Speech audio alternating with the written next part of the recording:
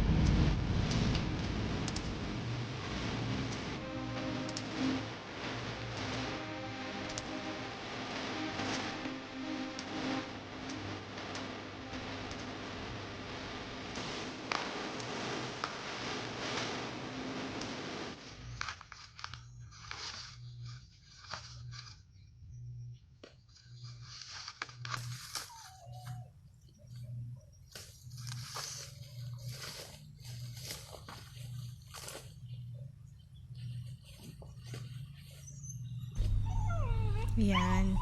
Laging makulimlim ang panahon sa Pilipinas.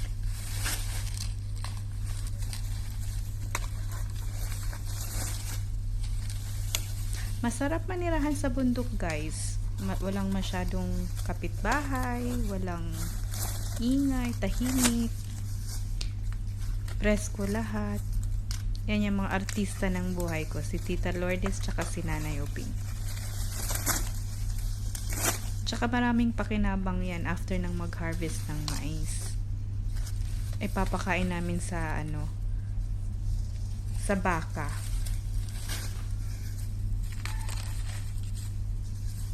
Ayan, yung mga tinumba ni tita, kukunin naman nila yan later on, ibibigay sa mga alagang baka ni nanay. Medyo marami-rami din siyang alagang hayop. Actually, matanda na si nanay, senior citizen na, kaya lang nananamlay pag walang ginagawa, kaya suportahan na lang.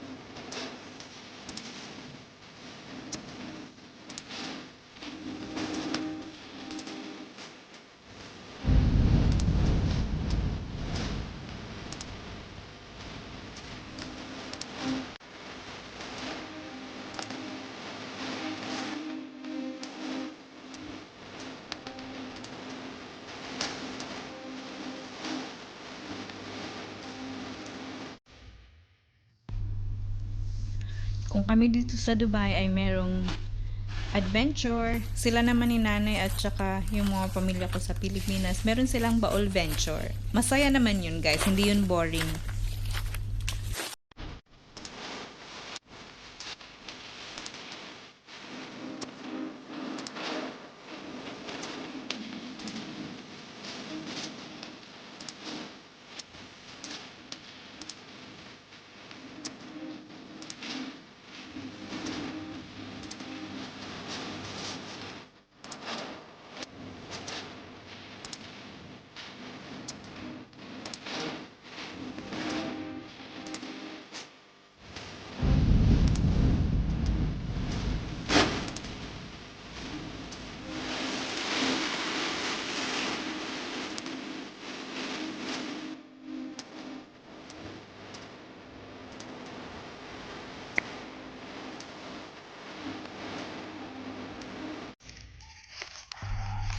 So, after nilang nag-harvest, eto, naglilinis na naman siya ulit para sa panibagong taniman. Ayan.